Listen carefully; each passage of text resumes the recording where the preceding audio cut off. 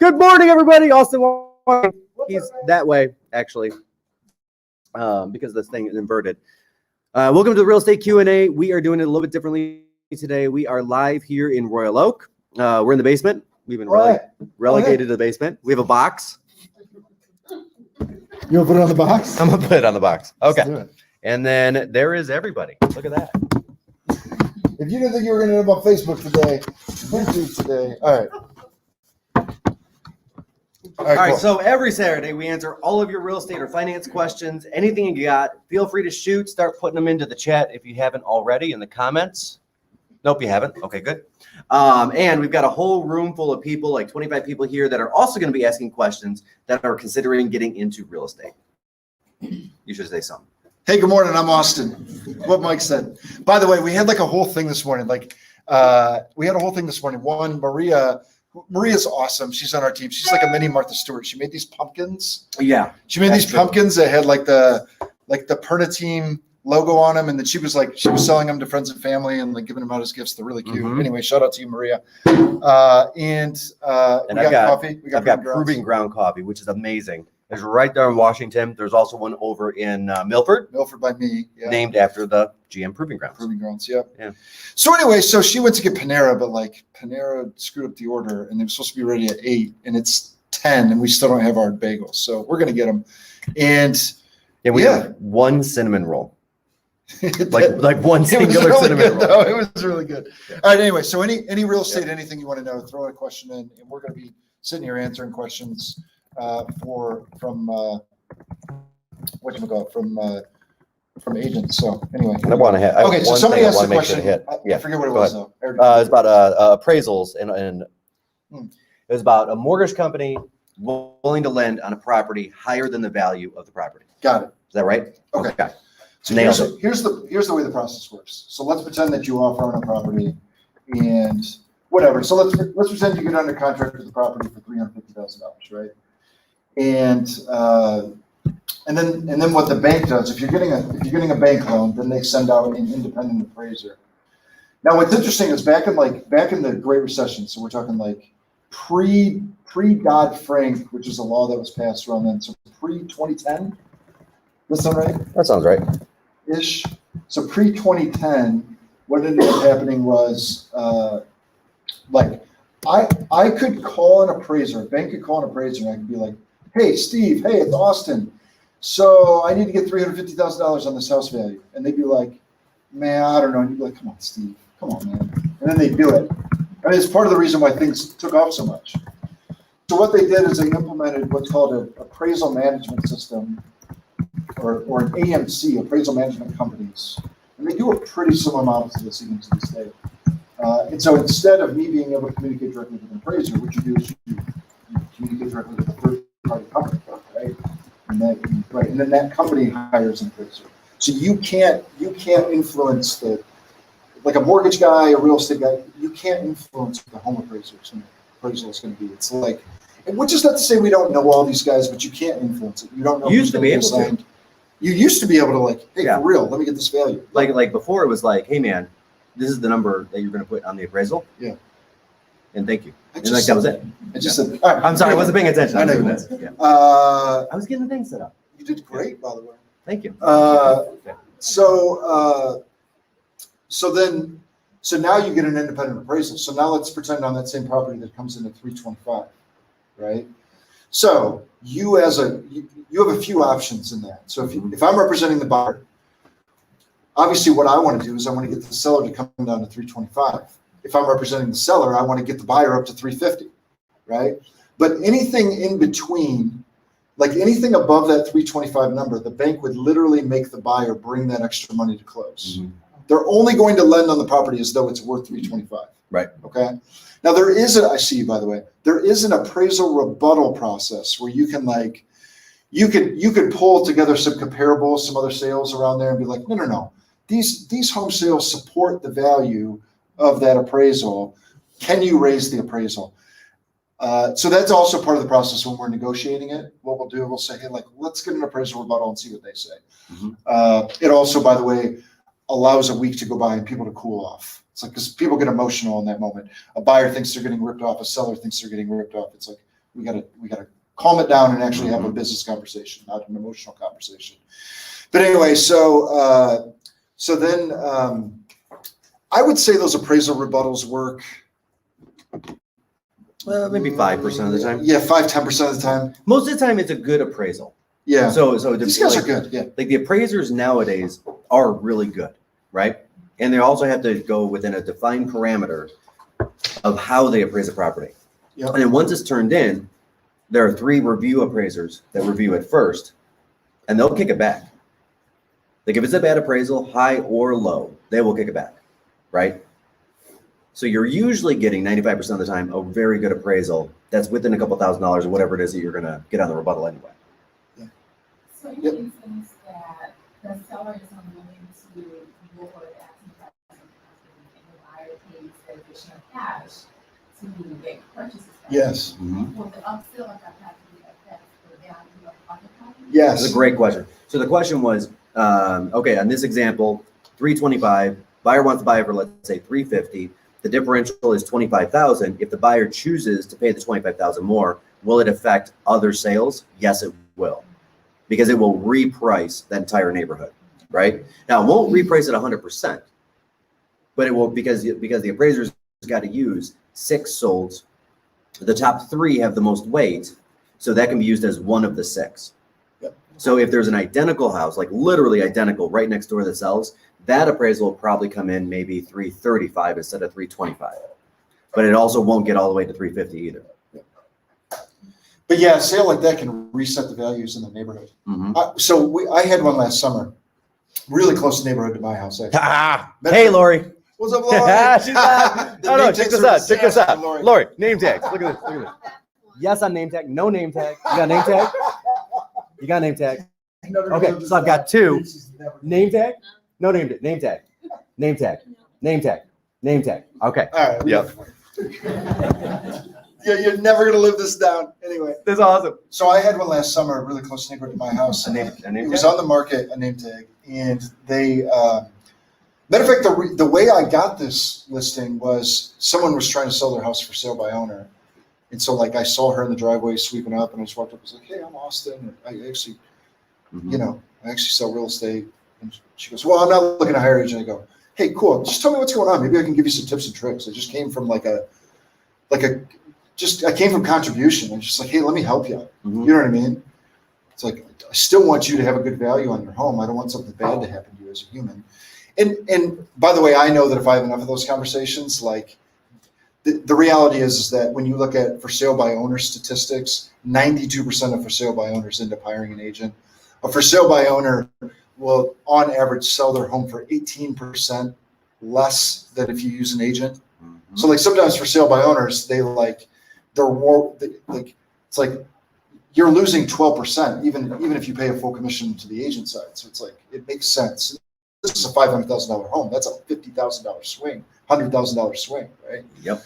So anyway, so I had a conversation with her. I said, and I was like, "Hey, look, just this is what you should do, and this is what you should do, and this is what I would do, and da da da da. And if you ever need anything, call me." And like 2 months later, she just called me. She said, "Hey, I need you to come list my house." And I was like, "Cool." So I came and listed the house, and she was like, "I want to list it for this." And I was like, "Well, we could." She wanted to list it for 535 or something. I was like, Oh, I remember that sale. Yeah, you remember the sale. Yeah. Okay, this is a good I mean, one. you can list it for 800 if you want. Doesn't mean it's going to sell, right?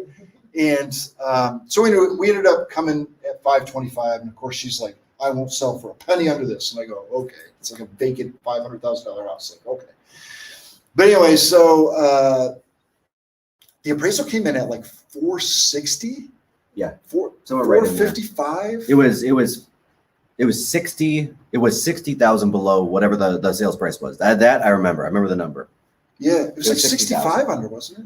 Maybe 65. And then I went No, on vacation, so Mike had to deal with it. Thanks, Mike. We rented an RV and went up to like the UP and all. My wife hated it. My wife found out she was pregnant 2 days before we left on vacation. She like peed on the sticks. So she's like freaking out. And we were going 9 hours away from her doctor, and it was a disaster vacation. And then we had a 3-year-old in an RV. It was a nightmare. Anyway, it's a nightmare. Love you, honey. I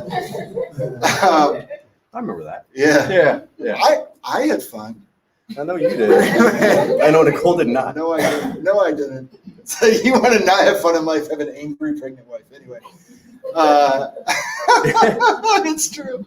But anyway, so we had to negotiate, and the buyers came all the way up. And what was interesting is we negotiated it, and my clients, we got them down $3,500. That's it. Remember? That's it. And they were mad, by the way. Oh, they were pissed about it. They were mad about the $3,500. I was like, yeah. But think about this. The buyers went up. I remember this too. It was $56,500 that the buyers went up. Yeah. Right. At first they were like, hey, listen, we'll give you like 10 grand. And it'll be good. It'll be so good. We're going to be good. Like, yeah, sure. No, bro. It's not going to work that way. But to that point, the negotiation tactic that I employed on that one was we slowed down the basketball game. We literally I dragged that thing out for, I think it must have been like 16, 17 days. Yeah, it was like a 2-week negotiation. Yeah. And I kept on like faking like, oh, well, the seller's going to think about it a little bit. But if you give me a little more money, the seller probably think harder. Yep. And then the guy would like call me back later in the day. He's like, well, we'll give you like 5 grand more. I did that like 4 times. Yeah. Yeah.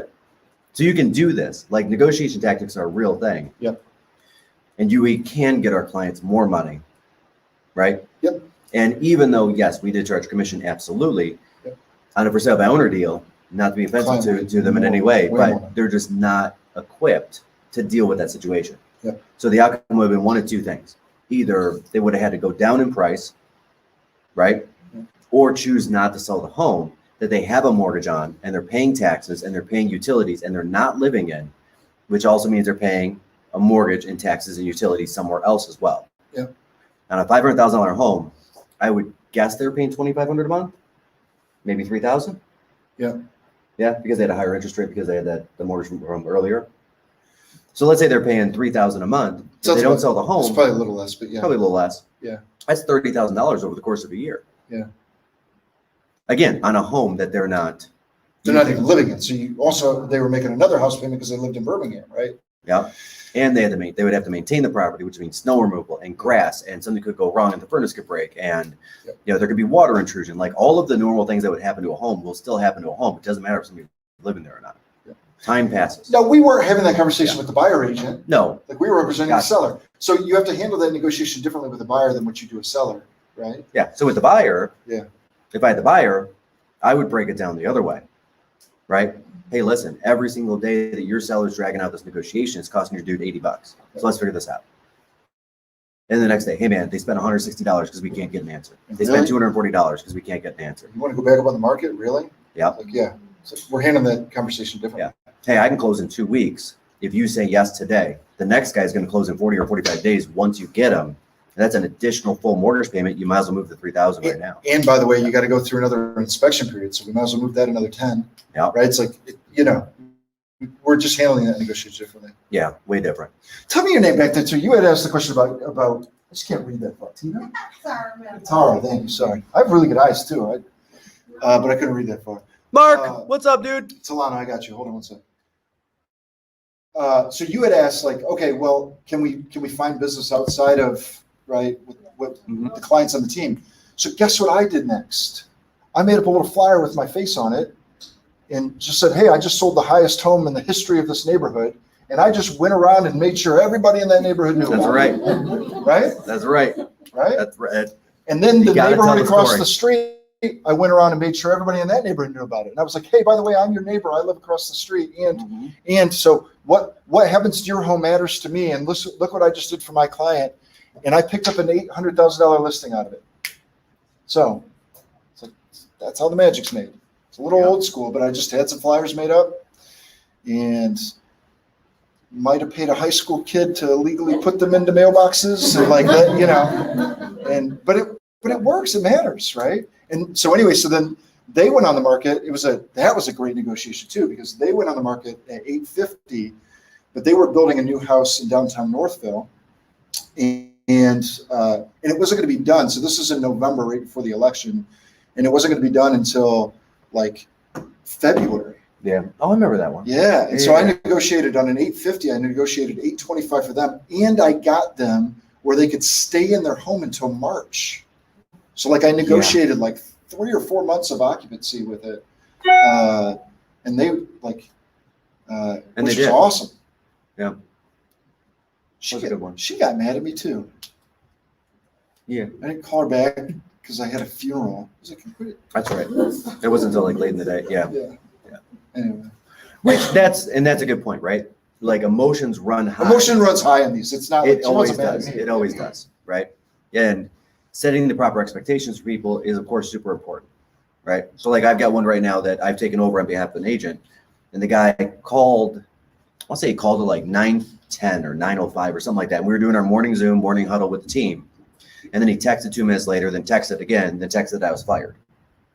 All in like 6 minutes, right? And I'm like, hey man, I'm literally on the Zoom with 80 people. So I called him back and I said, we need to set a couple of expectations. I don't pick up the phone when I'm on the phone. I just don't. I don't put people on hold. If I'm in an appointment, I'm not going to answer the phone. Yeah. So 2 hours is an average return call time. Yeah. That is what it is. But now that he knows that, he's okay with it. Yeah. Right. And I also let him know, I talk to my clients every Tuesday. So every Tuesday, whatever clients I have, I make that phone call. Now, since then, he's been cool. Yeah. Because I was able to set the proper expectations, and he knows that on Tuesday he's going to get a phone call. So if he has a question today, he doesn't need to reach out today. He knows on Tuesday we're going to be talking, which also de-stresses him. So he can go be about his day and be with his kids and be present there instead of worried about, hey, is this guy ever going to call me back? Does that make sense? Yeah. Yeah. It's actually one of the big advantages we have on the team too, because we have a team of internal sales associates that they just answer the phone 7 days a week. Hey, Kristen. So, like, hey, if Skylar. you're- What's up, guys? If you're working on as an individual agent and you're on a listing appointment and somebody calls in about that house that's for sale, it's like you can't call them back. You just might have lost a buyer for your client, for the seller, right? So we have all of our calls route to a team of people that sit in the office 7 days a week, and they pick up the phone and they have like a little cheat sheet and they'll go, oh my gosh, yeah, the one on Main Street, the one with the really nice Brazilian floors. Oh my gosh, you'll love that. Yeah, why don't we set up a showing for you? It's like, so we can be really high level about it, make sure we don't lose any clients that way. Yeah. We do a lot of like little inches like that. Statistically, we get a seller on average 6% higher It is all about than the a inches. competitor. And the inches are all around you. All right, Al Pacino over here. All right. Somebody who laughed. No, thank you. I appreciate it. Yeah. That was good. Yeah. That's good. Does that answer your appraisal question? Any Given Sunday was the movie. If you haven't seen it, see it. Worth it. Great movie. At least that one part. And Boiler Room. See that one too. All right. Yeah. You had a question first, right? It was just going with her question. That actually happened to me as the buyer. Yeah. So we went and looked at 3 houses about 6 years ago. Got super excited about one. Yeah. Paid like $500 for the inspection. I'm like ready to go, and then the appraisal came in low. I'm going to repeat And the question. The seller, he wouldn't budge. He's like happy. He's like, no. He's like, I'm not coming down. Someone else will pay it. I'm like, man, I'm already out $500. I really want this house. And then the bank's like, well, you're going to have to come up with a difference out of pocket. I'm like, I can't. And my realtor at the time was like, I'm so sorry. And I'm like, what the hell? I'm like, seriously? So I talked to the mortgage guy, and I'm like, I'm sure there's nothing you can do. And somehow he was able to add that extra amount on the back end of the mortgage. Oh, I know he did. And it was a done deal. So Yeah.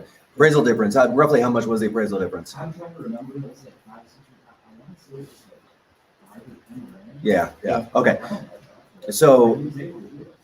and so he was talking, this gentleman was talking about how he had purchased a home a couple of years back and the appraisal came out somewhere between 5 and 10 grand low. Right. I'm pretty sure I know how he got there. And he was out the inspection and the seller wouldn't budge and all of those things. And the mortgage guy was able to get that done. There are a couple different ways to get that done. Bringing cash is one of them. More than likely, it was what they call a debt to income ratio issue more than an appraisal issue. Right.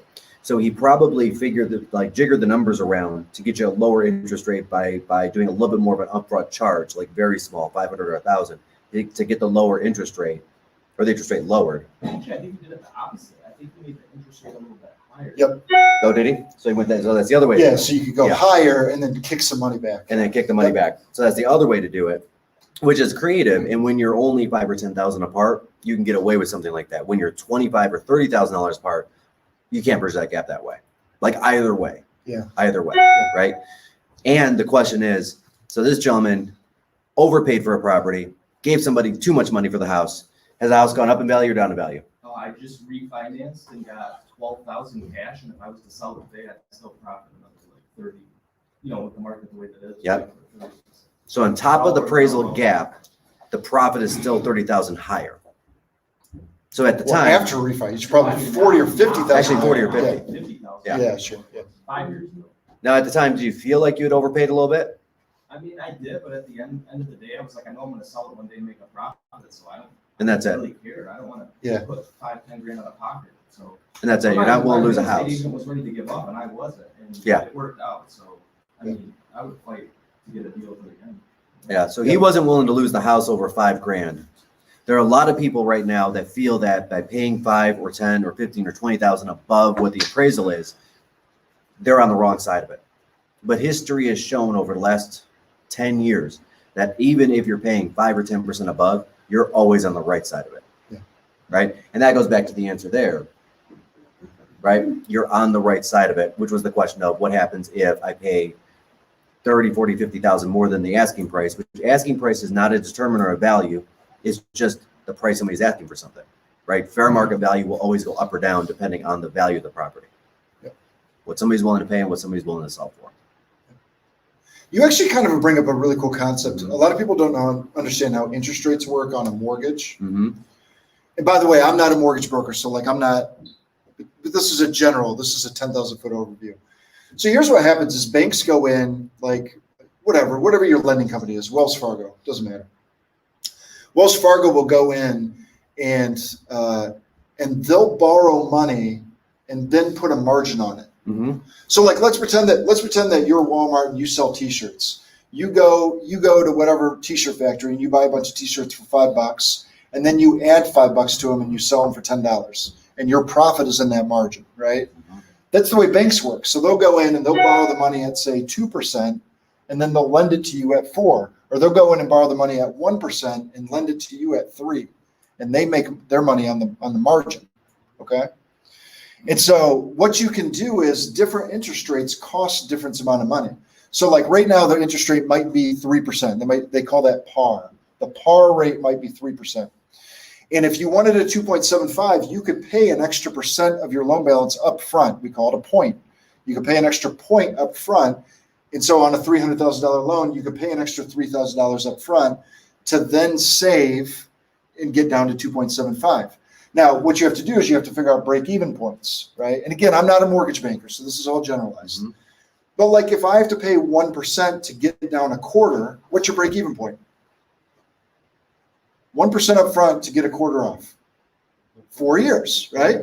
So like if I'm going to be in that loan, not the home, the loan for longer than 4 years, I'm going to make money. Yeah, right? makes sense.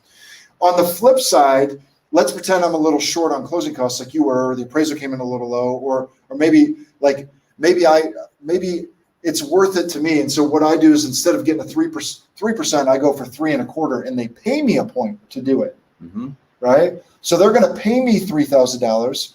My payment might go up $20 a month, but you might be thinking to yourself, shit, I'd rather pay an extra $20 a month. It's like a round of drinks at Applebee's, and have the $3,000 in my pocket, right?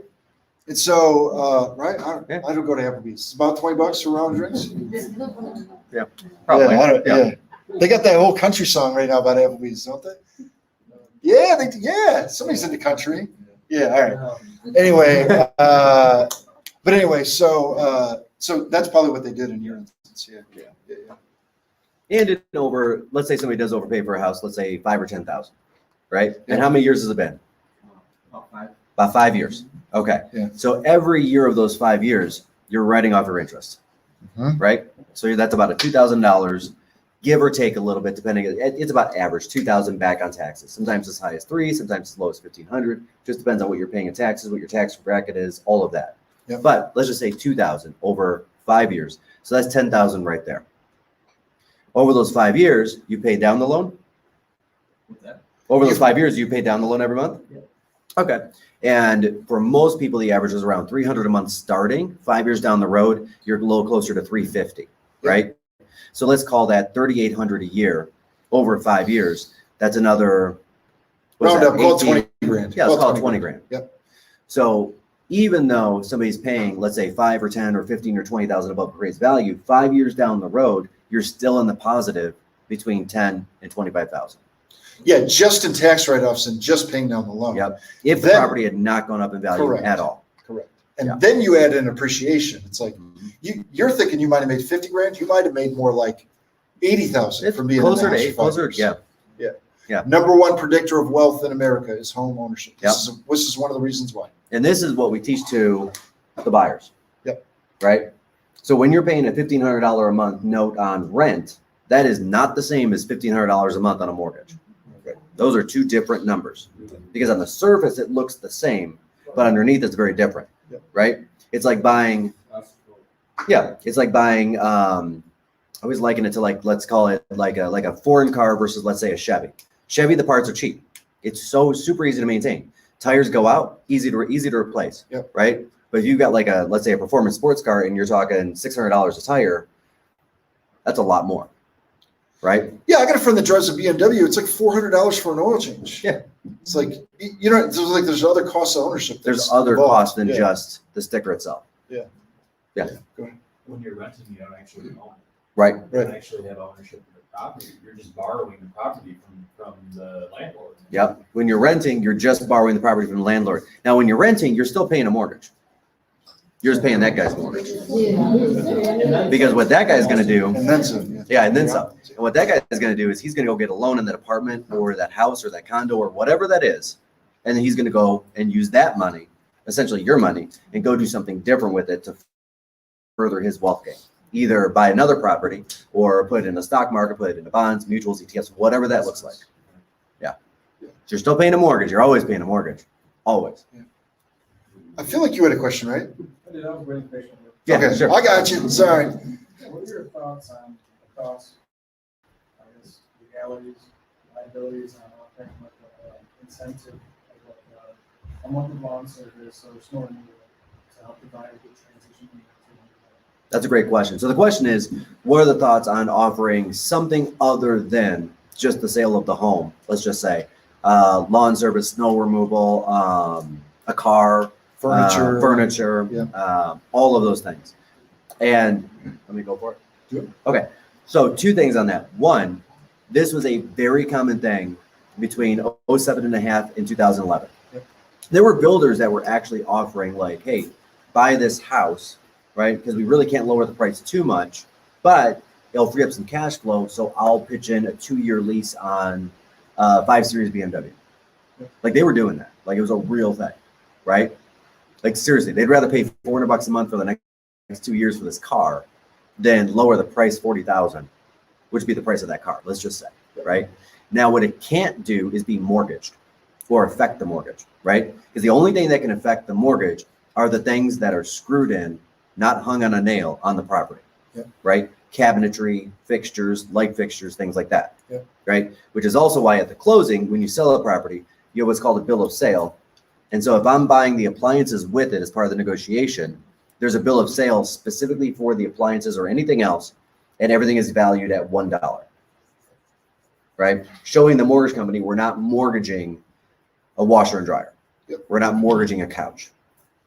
Yeah, we just have to be really careful on how we write that contract. We have to assign a $0 value or a $1 value for. Yeah. I actually think it's $0. I don't even think you could do $1. Yeah, it's one. Is it one? Yeah. Okay. But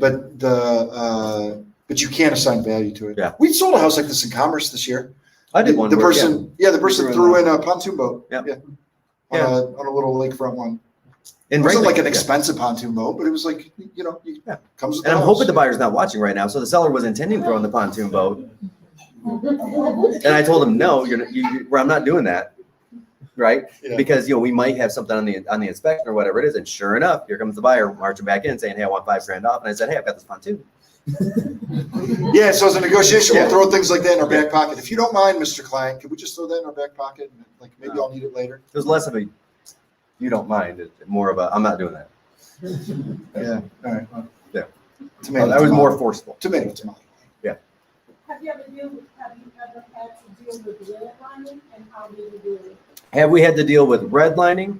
And then the converse, which is There's redlining and what's the other one? Blockbusting. Thank you. Blockbusting. Have we had to deal with it? Yes. Yes. We actually Define have to. it. Okay. So redlining is telling somebody that they should be in a neighborhood or should not be in a neighborhood for any one of the protected class reasons, right? Like I am a male, so I should go and live here because a lot of other men live here, right? I'm trying to be as PC as I can, clearly. Yeah. Well, No, but it's race, religion. Yep, race, religion, creed. Yep, that's it. And sex. Did they just add sexual preference too? They did not. It's a question on the test too. It's a question. Yes, it's a question on the test. Sexual orientation is actually not included, but it is included in some communities Yeah. aside from real estate itself on the state level. Yeah. So there are community protections for sexual orientation, but not state protections at this time, right? In Michigan, at least. Yeah. Blockbusting is the opposite, right? Blockbusting is, hey, there are a ton of electricians moving in your neighborhood, so your home value is going to go down, so you should probably move. Yeah. Right? Yeah. And again, going not to electricians or to like that occupation, but to any of those protected classes. The question is, do we deal with it? Yes, we do. And we deal with it on two levels. One, we do get people sometimes that will say, hey, I want to live closer to or further from this class, right? I mean, and I'm just going to say it. Directly after 9/11, we had a massive issue with that, Yep. right? And that tends to flare up every once in a while, depending on what's going on geopolitically. I personally just ignore it. I say, great, you can do whatever you want. I can't stop you, but I'm also not going to help you. Yeah. Right? And that's it. And that's how I do it. It depends on how aggressive it is. Sometimes yeah. I'll fire the client. And that's it. And I, then if I get somebody to is choose who I really- want to work with. Yeah. If somebody is really, truly prejudiced against somebody, I will usually just say, hey, listen, we're just not a We're good not a fit. good fit. Yeah. You know, and that's just because of my own personal beliefs around it, not just the state laws around it. Right. The liability isn't on the person for their belief. The liability is on us Yep. as the agent. So it's like, I just won't, it's almost like a bartender over serving somebody. And further than that, Yeah. I mean, we just like our number one tenet on the team is just be a good person. Right? Good people don't Yep. do that. Yep. Right? There's no place on this team for somebody who's prejudiced on any level.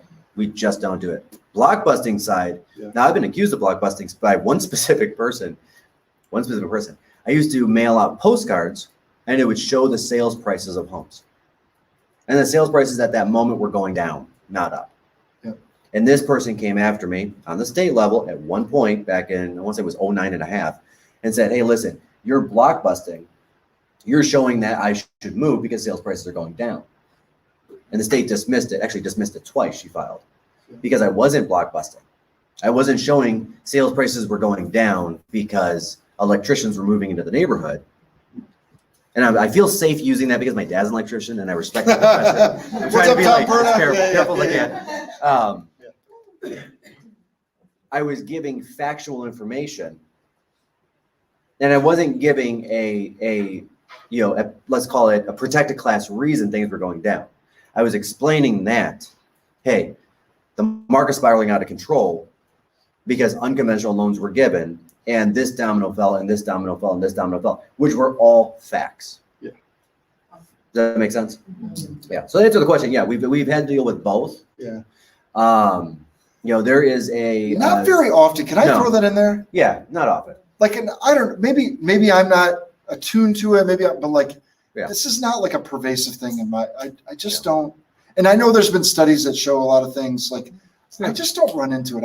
I find most people are just good people. Yeah. I mean, it's like, Yeah. very rarely have I run into it. I ran into it last year. The whole house is decorated in Nazi stuff. I was like, I can't. Yeah. Yeah. It's like, but That's you okay. just don't run into, it's like, right? Yeah. You can decorate your home however you want. That's one of the cool things about free speech. But like, Yeah, and there's an agent for that person. It's just not us. Yeah. We don't need all the sales. Yeah. We need the right sales. Yep. We need the sales with good people that are going to piggyback into more transactions with more good people. Yeah. Because people tend to flock together, Yeah. right? Like, and sometimes we'll have that client where it's like, hey, will you do me the favor and never refer me? Because everybody you know is probably just like you. Yeah. Let me grab her first. Yeah. Two quick questions. Yeah. You guys you guys only sell homes, or you guys sell other properties, and how different is that process? Great question. You want to take it? No, Okay. We sell homes and condos, vacant land, that kind of a thing. We do a little commercial here and there, but it's not our primary focus. The issue with commercial that I find is the fall apart rate on those deals are very high. That's number one. Number two, a lot of times it's a multi-year sales process per property. Yeah. So we had one that one of our guys did put it on the market, I think the month after he joined, and it was more like a personal connection. And then it closed like 3 months ago. So it was like 3 years to sell that one property. Yeah. And from that day to that day, that gentleman on the team sold a whole heck of a lot of houses because he still had a mortgage. He still had, health insurance. He still had all of those other costs in his life. Yeah. Right. We found that commercial real estate moves so slow that we just don't deal with it. It's a different sale. It's It's like a whole different sale. Yeah. Like technically, if you sold cars, you probably could sell RVs, but it's like you can't be great at Yeah. both. Yeah. So be great at residential. Pick a thing and be awesome at it. Yep. And then just my last question. Yeah. I know Austin, you're into real estate investing. Mike, are you also Yeah. into real estate? Yeah. So how did you guys find being an agent really help you with just investing into property? Question is, we're in real estate investing. We both answered yes. And is being an agent helpful or not helpful with that? I don't find it either. To be honest, most of the investments that I have, other agents or people or friends have brought to me. We're both friends with a very, very large real estate investor in Metro Detroit, and she's brought me a couple of properties that I just don't pay attention. Yep. Honestly. Like I'm selling one of my rental properties right now, and that was just a complete accident that one of my agents brought me 18 months ago. And I was like, oh yeah, no ROI, and that's good. I actually disagree. I think it's a really big help, and I think it's a really big help because you're way more in tune with the market. This is what I live and breathe and do every day. I'm just in tune with things, And the other thing I would say is, it's just really hard to jump into real estate investing without knowing something about real estate. There's a lot of folks that do it and lose a lot of money, and I'm not suggesting that you will lose a lot of money. I'm just saying there's something. What I get to ask this question all the time, and it's like, especially from the new agents on the team. And I'm like, dude, get good at knowing real estate and selling real estate. The opportunities to invest are going to come from that. And they will. It's like, some of you guys heard me say this, but I call it LeBron James doesn't play tennis. It's like LeBron James has a bunch of different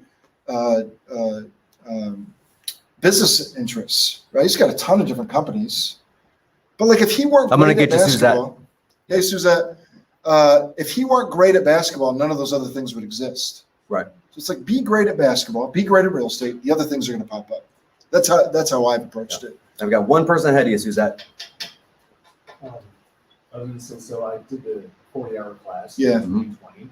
Mhm. So does that roll over to 2021? Or just go take the exam? I think it's 12 months. You get a year. Yeah.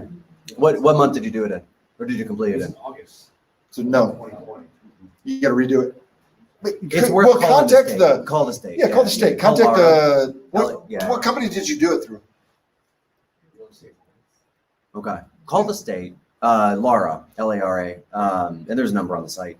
I don't know what the number is, but they may give you an exception because it's that close. Yeah, And they've been known to do that. The lady's very nice. I don't remember her name, but I've had to call her a couple of times for different things. And she's a human. She's not just like a, hey, this is what it is. You're one day off. You're done. Yeah. She gets things, right? She's yeah.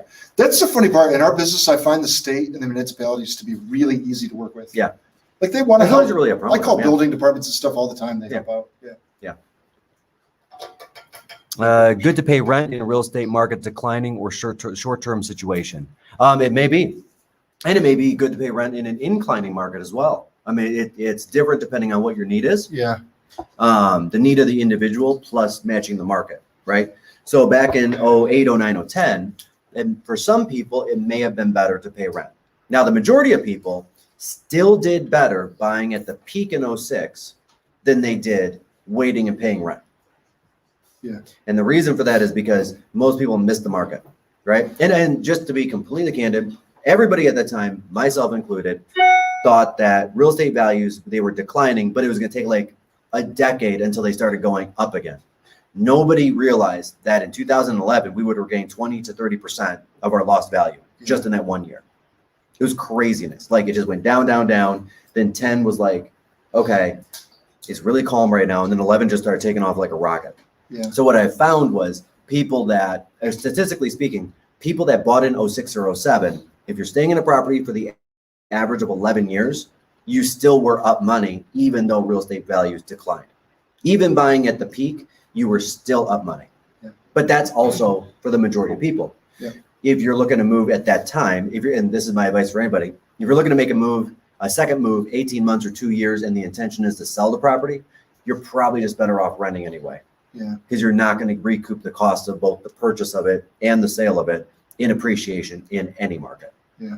It's just not going to happen. The market just doesn't move that fast. Yeah. It's a big shift, right? It's not like the stock market where an individual stock can just tank overnight, right? We're not Bed Bath & Beyond where one bad earnings report causes it to tank 22% in one day. The real estate market is a big thing. It's like turning a speedboat versus a cruise ship. Yeah. It just takes a little longer. Yeah, I agree. that's a good It's point to that. situational. Yeah, it's situational. It's situational. Yeah. Like, I got a brother. He just got engaged. He lives in Poughkeepsie, New York. He works for IBM.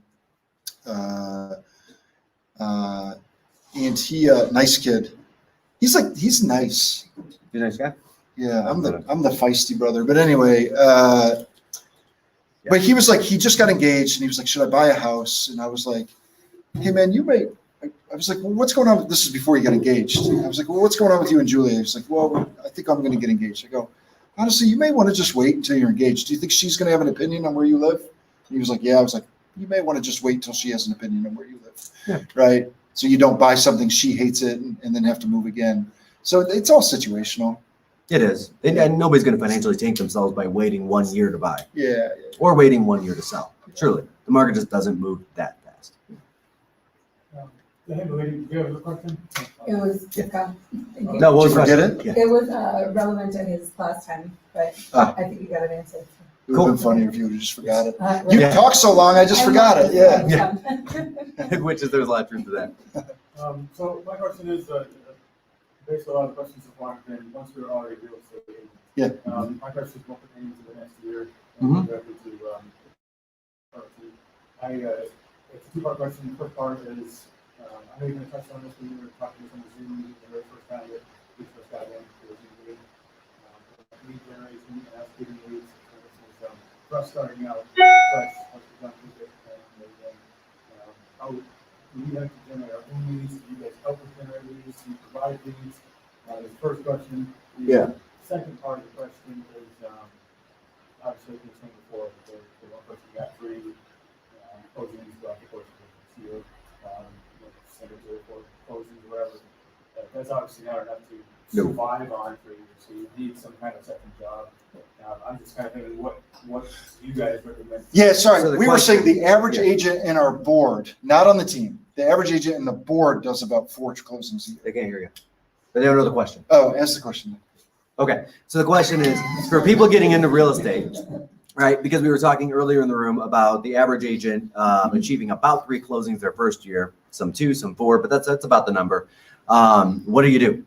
And what does that look like? How do you make And then it? they also started talking, he was also starting to talk about basic training, which I wanted to note that we should probably change the term boot camp to basic training because it sounds nicer. boot camp versus basic training? Yeah. No, thank you. It's like boot camp. I like that. I like boot Okay, camp. well, it's not our opinion anyway that matters. All right. Shout out to Sadie. She's going to be the one that names it. I know, that's fair. That's fair. Who votes boot camp? It doesn't I got 1, matter. 2, You can vote whatever you want. 3, You better call 4, Sadie. 5. Who says basic training? Yeah, see, that sounds fluffier. That sounds nice. And I don't care what you guys vote. All your votes are eliminated by Sadie. Her vote matters more. And she's watching. I know she is. And Kristen, Mark, if you guys remember, throw in if you want to, if you care to, how many deals you guys did in your first 12 months. I'm kind of curious. My number was 3. It sucked. It was a hard year. So to kind of gear down and answer that question, yes. So when you're individual versus, let's say,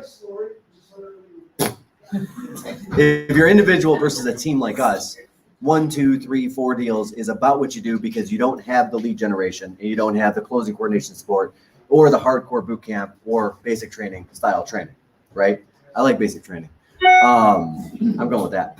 With us, yes, we do generate the leads on your behalf, right? So for in the first year, for the most part, people will bring maybe one or two of their own clients, right? A family member, a brother, a sister, whatever that looks like, to the table because they are already looking to buy or sell something.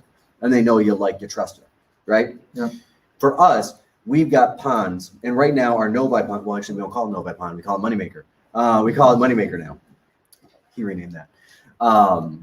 You did, didn't you? Yeah, you did. From the song, Yeah. Sick your money maker. That's right. Yeah. But in that, It's a in good that name, group- right? It You is a know I good- got it if you want to. No. Yeah. Stand There it is. next to Yeah. this money, like. No. Sorry, go ahead. Hey. But in that grouping, we've got around 60,000 people who have reached out and asked the question that we just haven't connected with yet. Like, hey, what are the taxes on this property? Can I get more pictures on this property? Can I go take a look at this property? What financing options are you taking for this property? What's the square footage? Hey, it says 4 bedrooms. Is it really 4 bedrooms? Can I get a fifth in the basement? Is it finished? Is the basic, like all of those things, right? And going back to the education side, we call them and answer the questions. Yep. Right? And usually the person that is the most helpful is the person that a buyer wants to work with. So our guys are doing, generally speaking, 9 to 15 closings in their first year. Right? And then they take off like a rocket after that. Right? Now, the first 90 days, I'm going to be completely candid with everybody. Nobody's making money in real estate in the first 90 days. You can't. It's not going to happen. You just can't. Because here's what happens. Yeah. You bought a home, what was that, 5 years ago? From the day that you saw the first property to the day you had accepted the offer, about how long was that? Yeah, we were like really ready to do it and go as quick as possible, and it still took about 90 days. Still took 90 days. The guy was ready. The guy was making offers on homes when he was walking into it. Still took 90 days to achieve a closing. And the closings are where we get paid. And the only place we get paid. Right? So if I meet somebody today in the pond and they say, hey, yes, I do want to buy a home and I'm pretty much ready to go. I'm pre-approved, all the things. You still got to spend a couple weeks showing them properties until they find the right one. Then they got to make an offer. And that's going to be a couple of days to negotiate. And then they got to go through the inspection period, which is anywhere between 5 and 15 days, right? Could even be longer if there are issues that need to be negotiated. Then the appraisal, then the second round of underwriting, and then the closing, right? So at best, we're talking 90 days. And I don't want to even sugarcoat anything. That is what it is. Yep. Now, from 90 days to 6 months, you'll make a little bit of money, right? Because at that point, you will have started filling your pipeline with people that you've connected with, people that know you, like you, trust you, but maybe they're 3 months away from seeing homes because their lease isn't up until May of next year. So the right time for them to look at properties actually January, not October, right? So you'll stay in contact with, develop those relationships, and in January, then you'll start showing them property. In February, they'll make an offer. In March or April, they'll close, and then occupancy for the seller, all of that, right? The second 6 months, that's where you make money. So let's say you make, as a round number, $60,000 your first year in real estate. Chances are about 15,000 of it will be in the first 6 months. 45,000 of it will come in the second 6 months. Right? Just how. Now that said, we don't have anybody that has gone from let's say 365 days up to year 2 that makes less than 86,000. And then year 2 and beyond, everybody's making over 100. Right? Because like anything else, real estate, sales, all of this, it's a skill. Not a talent, it's a skill. Like any skill, you got to learn it. Which is not a lot different than the gentleman that's becoming an electrician or considering becoming an electrician. How long does it take to get your journeyman? Yeah, about 2 years. About 2 years. 2 years. 4,000 hours. Yeah, 4,000 hours, right? We're 40 hours. I mean, granted, we get to deal with people's biggest financial transactions, so it's only 40 hours. Of licensing. So it makes yeah. complete sense, Yeah. right? But you got to go through 4,000 hours or 2 years worth of training under somebody else, which means somebody else making 90% of the money, you're making 10. Yeah. That's the reality of it. Like, I mean, you really, not to be offensive, Oh, no. you really don't make a heck of a lot when you're a journeyman electrician or getting your journeyman. Now, once you get your journeyman, then you can choose to join the union or not, or do all those things. And then you make some more money. right? And then you go on to get your master. And then that's where you actually fulfill your income goal or get to the income ceiling for an electrician, right? But at that point, for most people, I mean, that's 6 years, 8 years to get to be a master electrician. And to be fair, 90% of electricians, a little bit more than 90%, never actually become a master electrician. Takes so much time. Takes so much time. Yeah. I mean, not only that, but like, I mean, the state, like the testing to become a master is 2 full 8-hour test days at the state. You got to drive into Lansing to do it. There's no way around. See, you take enough? Yep. Yeah. Make sure you check in with Maria. Yeah. Okay. Yep. Nice meeting you too. If you gotta go, go. You're good. The meter cut on at 11 o'clock. No. Oh, You're worried about Wait, what time? time? Yeah. Okay, we're going to talk about all the great stuff right We're now. gonna be done at 11. Go fill so the you're meter good. while we're doing that. No, I'm kidding. Yeah. Yeah, you're not gonna get a ticket at 11:05. I don't know. I don't think you're right. Yeah, you will. You think you will? Are you kidding? I've got 3 tickets in 5 days. Royal Oak's the worst for tickets. That's right. Okay, we'll go get your tickets. Yeah. I'm taking the ticket. Yeah. I actually have a quick story about that. About the tickets? I was in Ann Arbor. I was going to UVM Clinton. He's going to UVM up in Arbor. Yeah. I went and stayed at his place years ago. But and at 6 o'clock for the weekend, it's on the bank. And Yeah. I got there, it was like 3:57. And so I just paid for 3 hours. And so it ended at 5:57. Yeah. I got a $10 ticket. That's right. At 5:58. That's right. That's right. He's sitting there waiting. All right. Anybody that needs to feed the meter, feed the meter. Okay, he's up. You could do what I do. So usually I just let it go. I get the ticket because it gives you an extra 90 minutes, right? Because they won't give you 2 tickets inside of 90 minutes. To put a second ticket in, this is for Royal Oak, put a second ticket in, and that's fine too. But then you take the ticket that's under the windshield, and then you find a black Jeep Grand Cherokee, and then you put it under that windshield. Yep, that's Austin's truck, by the way.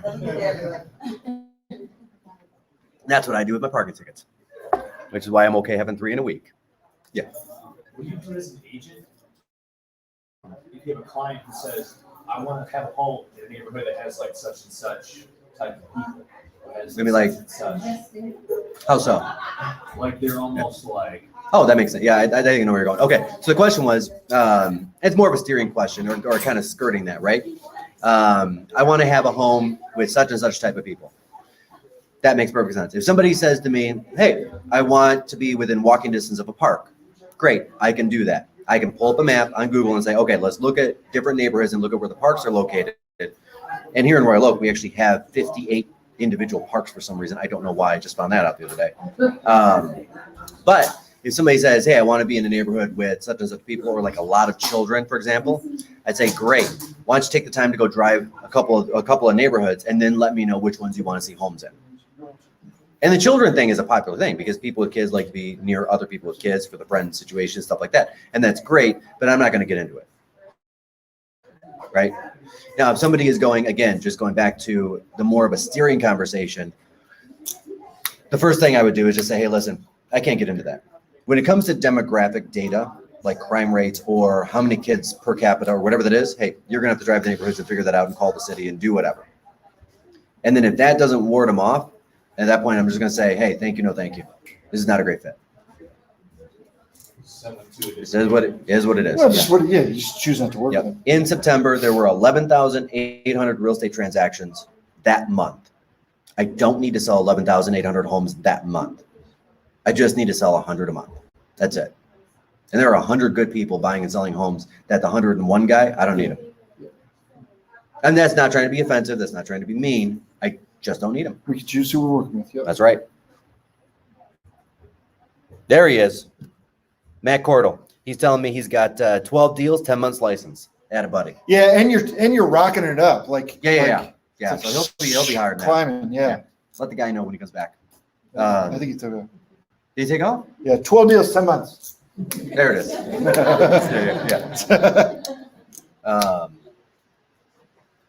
We were talking about your 3 parking tickets. Does your I don't have any parking tickets.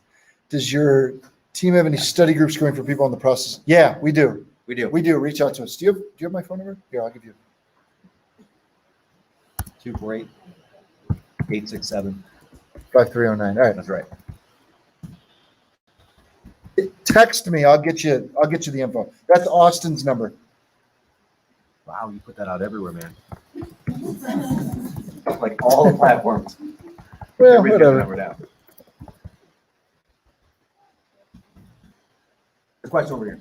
I thought he had his hand up first. Somebody has a question.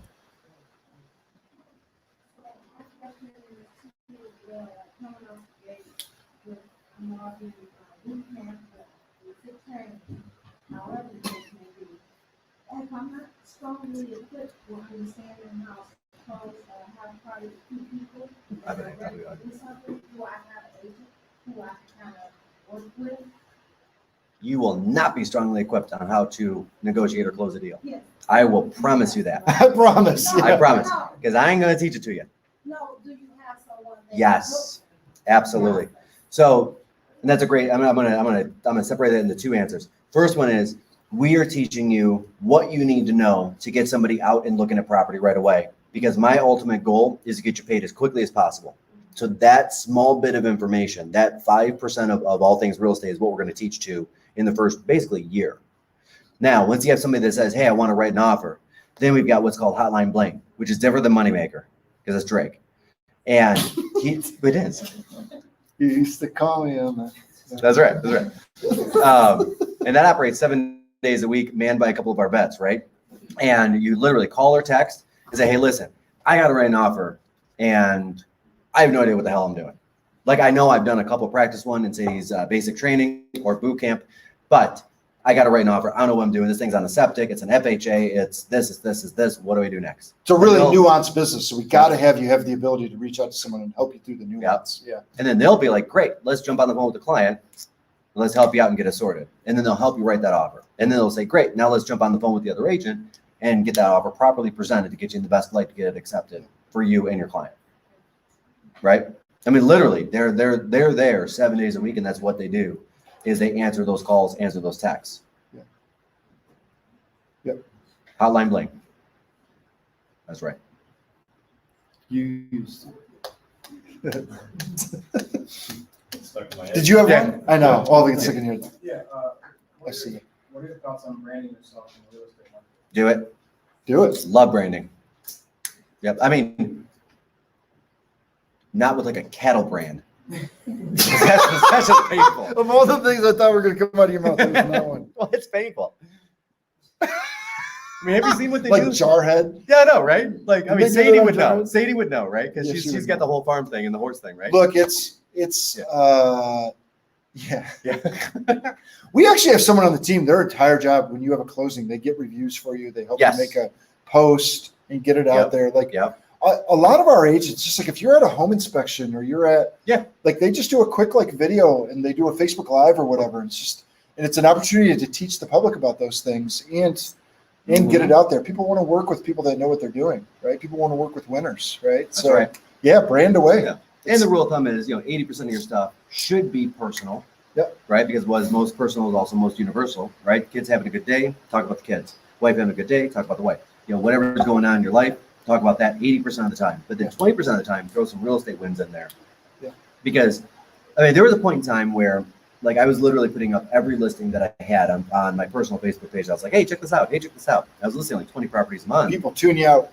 My mother defriended me for like 6 months. I was like, Ma, do you see how I did last month? She's like, I have no idea. I defriended you. I'm like, all right, thanks, Mom. But people do tune you out. Gary Vaynerchuk talks about this. Yes, You know who Gary Vaynerchuk is? Everybody know, right? Gary V. So he talks about, he calls it jab, jab, jab, right hook. So it's Yep. like you put out content that's personal. Yep. And then you hit them with, and call me today. You know what I Yep. mean? It's like on the fourth post. So now you don't need to read that book. But Yeah. it's even part of the reason that we do this, right? It's like if you lead with contribution and you just try to help people out, then business comes to you, That's right. right? You got to come from your heart and want to help people out. Yeah. There's a question over here. Yeah. It's okay. I don't know if you touched base on it. I wanted to ask more because I'm a numbers guy. Yeah. I realize that right now, I'm asking questions, you have multiple offers coming in. How do those multiple offers of those buyers coming in, how many of them actually have cash to be able to take care of the additional amount that obviously is not going to be mortgaged? That's a great Or question. Yeah, is yeah. Is it like more, we have to do that negotiation like he was doing to try to get that point? Yeah. So the question is, let's say you have a home for 300, you get multiple offers on it, pushes the price up, and then There are people where they're willing to pay more than the appraisal. How often does that happen? Right? I'd say right now in this market, which we are in a cash heavy market for some reason, I don't know why, but down payments are at the highest they've been in 10 years. Yep. I'd say about 40 or 50% of people can afford to pay 5% or more than the appraisal. Yep. Go down for the down payment. Plus the down payment. Correct, yeah. But the down payment doesn't necessarily need to be 20 either. So we've done that where we've Yeah. had situations where people have moved their down payment from 20 to 15 and then freed up that extra 5% to use towards that appraisal gap. Yeah. Now, I had a client do that where I talked to them about 18 months ago, and they're like, well, that's going to put me in a PMI situation, Yeah. right?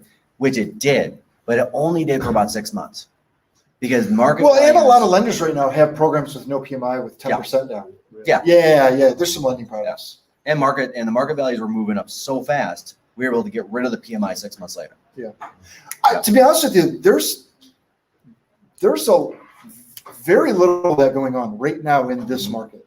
Yeah. Like Like 2 day, like the market is 2 day. super cool in the last 45 days. It's hot, but it's cool. hot. But it's hot, It's leveled off. but it's cool. Yeah. But And it's hot. you're just not seeing a lot of appraisal guarantees, and you're not seeing as many multiple. Not as many as it was. Yeah. I mean, there are certain pockets. No way. Nope. Yeah, it's not Actually, quite the opposite. quite the opposite. Now, this is interesting. Okay.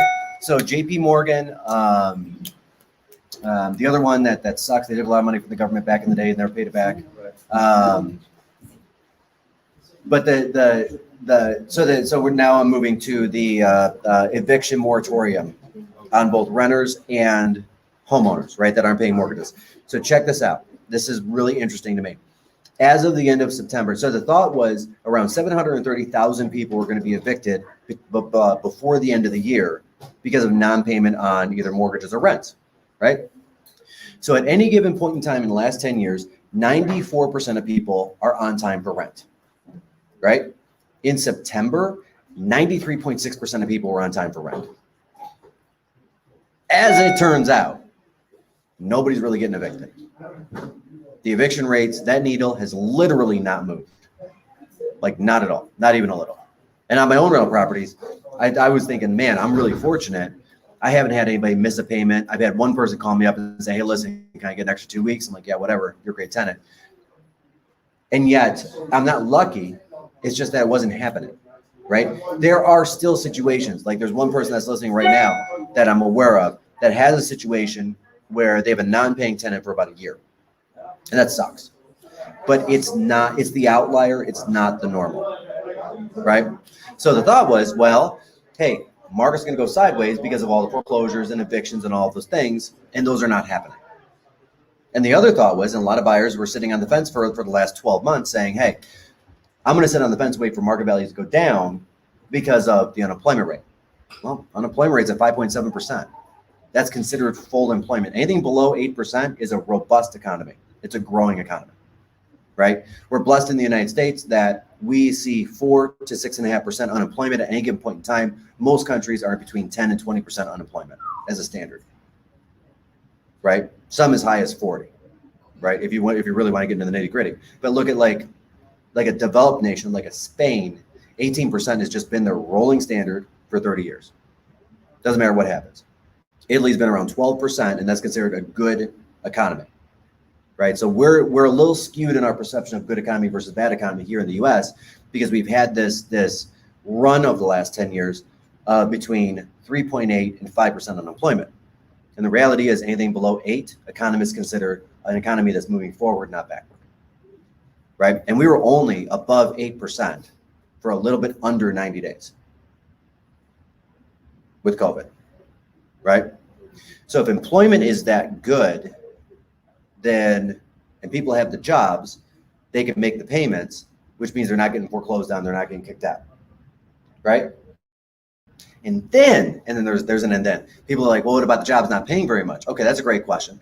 So this is kind of the third thing that people, the conspiracy theorists are sitting there thinking, man, the real estate market's about to crash. People are like, yeah, but the jobs pay shit. But do they? So in the first 3 months of the year, we heard everything coming out of the government about trying to push a bill through for a $15 an hour minimum wage. Am I right or am I wrong? How many news stories have people seen in the last 90 days about a $15 an hour minimum wage? 0. Why? because Walmart's starting people at 16 an hour. Costco's starting people at 15 an hour plus benefits. Amazon just announced they're making 125,000 seasonal hires at 18 an hour.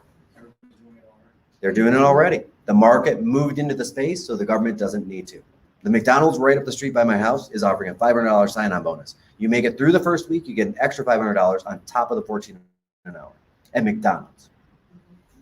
Somebody was telling me, employment, I didn't want to work.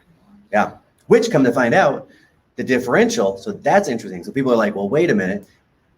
We're still at 5.7%, 5.8%, 5.6% unemployment, but Mike, we were at 4.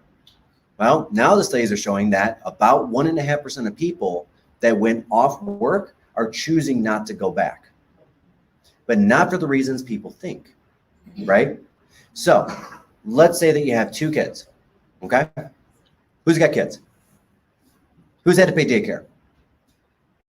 Okay, how much is daycare? Give me a number. So like $500 a week at least. Minimum. That's lowballing. That's lowballing. That's $500 a week, and that's real low. I've seen it 800, 1,000, 1,200, 1,500. If you've got 2 kids, you're at $2,000. Let's be real, right? So if you're making $40,000 a year, which right now the average income in Oakland County is $42,000 a year, okay? As of last year, this year is going to be higher, but let's say it's $42,000. Wayne County is at, I think it was 36, right? So let's call it 40, right? And then you got to pay taxes. So now you're making, let's call it 30, right? But then you got to pay 24 in child support. I mean, really? So we're going to work all these hours and spend the time away from raising our own children for $500 a month. So 1.5% of the people that are choosing not to go back to work are choosing not to because they don't want to get their kids into daycare. And part of it's cost effective, but then the other side of it is wages across the board have risen, right? So if you're in a dual income family, and let's say that your significant other just got another job making $20,000 more a year, which is a real thing for a lot of professionals right now, for people to go from 80,000 to 100 with the next job. So whatever 6,000 that they lost in a year, they gained 14,000 on the other end for a better quality of life for their kids, right? So even though the stimulus packages have dried up, there are still about 1.5% of people that are withholding themselves from the market because they're choosing not to, not for any stimulus reason. Does that make sense? Mm-hmm. Which leads me to the conversation I had last night. I'm working with a mortgage broker, trying to get a deal closed, who also owns a Papa John's, and he spent pretty much every day this week flipping pies himself because he can't find a guy to show up to work on a consistent basis, even paying $20 an hour to flip a pie, which is crazy. And that's where we're at right now. Yeah. Actually, the jobs report, which is what I want to talk about today on the Zoom, the jobs report did come out and it was super disappointing. Does anybody know what it was? That's it. That's all it was, 194,000 jobs. Now, if you read into the details on the surface, and this is where news is interesting, right? So on the surface, you read the jobs report, or you read the stories, or you read the headlines, and it says disappointing jobs report, 194,000 jobs created last month. But then when you actually read into it, it's not that 194,000 jobs were created. It's that we have 1 million open jobs, but there were only 194,000 people who chose to get a job. And that's different. Does that make sense? Mm-hmm. Yeah, like in real estate alone, which is one of the top 5 industries that people are hiring for right now, processors, closers, title people, there's an estimated 600,000 vacancies across the US. And I can attest that that's true. I mean, it took me 6 months to find one good closer. And again, not that I didn't have applications, but I want to make sure I got a very high quality person to deal with our clients. And that's not easy to find right now. Anyway, sorry. Yeah. I was watching a few YouTube videos, and you're saying that we're in what's called the age of resignation. Yes. So this gentleman's watching YouTube videos and frankly, TikTok and Reels and all of that is going after it right now, saying that we're in the age of resignation. And that's true. So before, and there's a little bit of a history. This is not an overnight thing. This was, I mean, nothing is overnight, right? And and I'll use success as an example, right? We see a lot of people out there that, like Michael Phelps, great swimmer, right? Came out of nowhere, hit the Olympics, won the most gold medals of anybody for swimming ever. Overnight success. But he wasn't an overnight success. He was an overnight success that trained 12 hours a day for 10 years to get to. Right? This is no different. So 30 years ago, my father, you get a job at GM, you work at GM, and then you retire. Right? 20, 15 years ago, it's typical, right, for people to have 3 jobs in their first 5 years. Right? They have job number 1. It's an okay company. They get a little bit of experience. Then they go get job number 2, generally doing the same thing, but getting paid 15 to 20% more because now they have experience.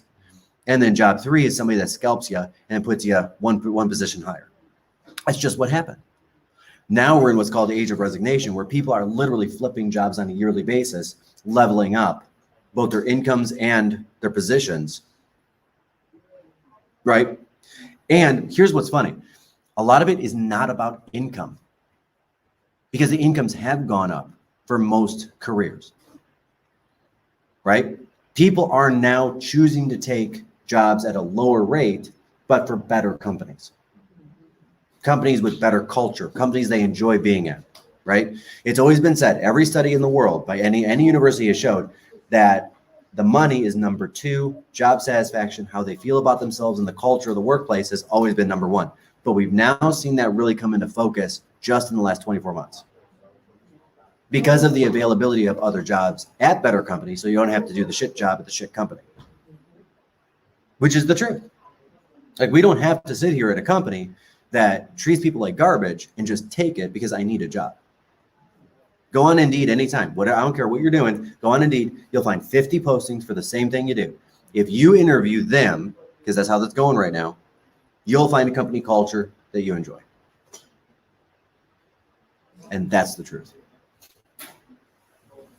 Tell me I'm wrong. All right. We passed 11? We are past 11. Okay, Zoom people. I'm getting this done. Wait, what do we got? Yeah. $500 sign bonus at McDonald's. There it is right there. Yeah. And yes, Suzette, I agree. There are a few evictions coming.